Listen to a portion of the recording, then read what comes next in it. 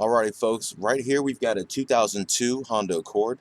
Um, right now, what we're looking at here is we have what is called maybe a hunting idle. Simply saying the idle goes up and down consistently. It's got a pattern to it. This is something that is very, very common with Hondas. Now, with this particular vehicle, what I found here is I thought I'd either be messing with the what do you call it? The IAC, which is the idle air control sensor over here, or I would be messing with the fast idle. Those are the two things I was really expecting for this particular vehicle. So the first thing I did was, I took off the what you call it, the throttle body, to take a look at the IAC, idle air control sensor. So I went to go take a look at that and noticed something very interesting here. So let's take. I already have this apart. We've got like three parts here. So here's our throttle here. Here's the throttle plate. I went ahead and I cleaned the throttle plate. You're already here, yeah? This right here is your IAC, idle air control. And what this guy does is there's a little, we'll call it a little door. And what it does is it opens and closes that door depending on how much air it sees coming in here. But the problem in here, or the problem here is, it appears that this guy is broken because I tried to operate it manually.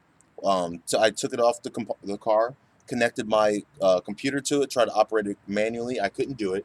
So there is a problem with this. But the thing is, just fixing this probably won't fix your problem. And we also have codes for misfiring, okay? I don't expect this guy to give you codes for misfiring. So the two codes we've got is Po505, and that's for this guy. All right, the idle air control. Um, so when I went and took a look at this, it didn't look very dirty or anything like that. And the other codes that we have is just a bunch of different random misfires. Okay.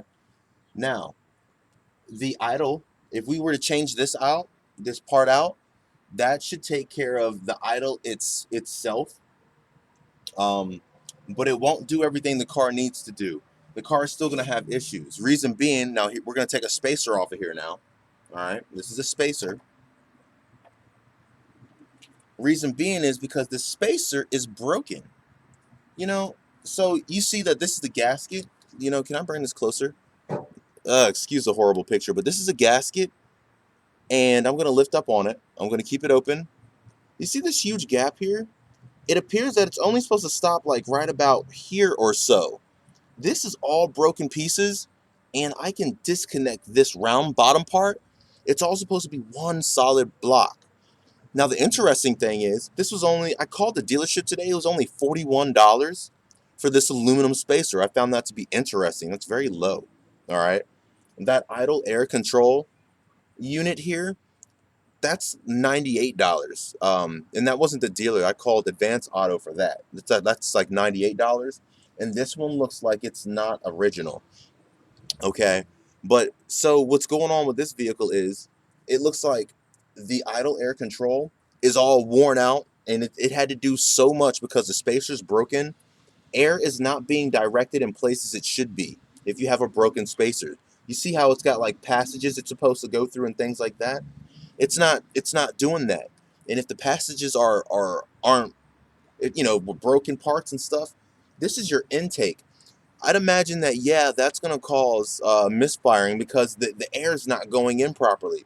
This air needs to be metered, and the computer needs to know how much air is coming into the system.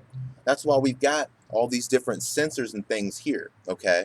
So I wanted to show my customer that here's what's going on here is we have this broken part here, and also I can't get the idle air control to operate. So those are the two parts that we need. So you're going to need the spacer, the idle air control, and you're going to need your gaskets. The gaskets are like $4 or $5 each. You need two gaskets, one for the front of this and one for the back of this. All right. One's called your manifold gasket. The other's called your throttle gasket. For this to be broken, that's not something you could really break easily unless you stepped on it or dropped it, or some jackassery had to be involved to break something like this, because you're always going to be ginger when you're messing with things with gaskets. You're going to take your time because you need your gaskets to be flush and not have any air leaks. So that's what we're looking at so far.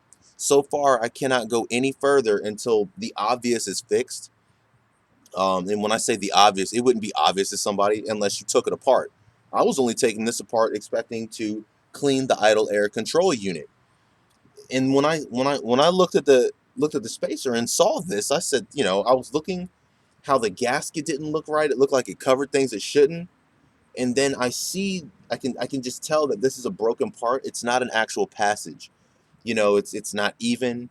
It's just this isn't how car parts are made. So I can see that this is broken. Besides the fact that I can take off the bottom ring portion. But I thought that this other part, I thought that was a passage for air. No, that is a big chunk of something missing, and I don't know how you do that.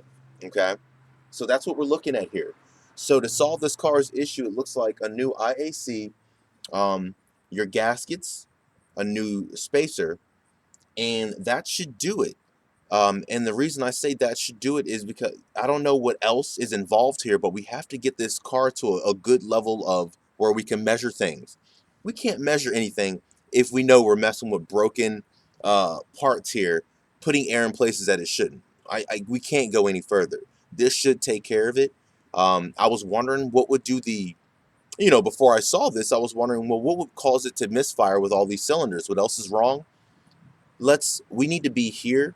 Let's fix this area here because this is the incoming air. The incoming air, the computer's got to know how much air that is, how much is being metered, or else other things go wrong. So I wanted to make this video for my customer and maybe anyone else. I don't expect anybody else to run into a broken spacer.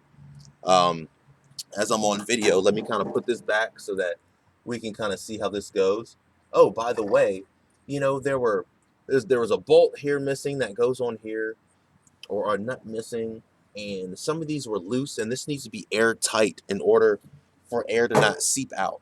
So I was really expecting other things to be wrong with this, but me going in and actually putting my hands in there and seeing this, we cannot go any further. We got to fix this, and most likely she should be purring like a kitten after this. This is a pretty important portion. You can't overlook it. All right, so I hope this helps out in the video. Let me put this other part here so that people can kind of see how that goes, right? And just the order. We're not tightening nothing down. We're just letting things sit here, all right? And so now you got an idea. Your air snorkel goes through here, and then it covers up the air filter, all right? So the air comes from here, the air filter, it gets filtered, then it's thrown in the engine. Throwing air into the engine, not knowing how it's metered, that's a problem. All right, so I hope this is nice and clear. Feel free on YouTube, leave a question, comment, anything like that. I don't really check it too often, but eventually I'll see it. Thank you very much.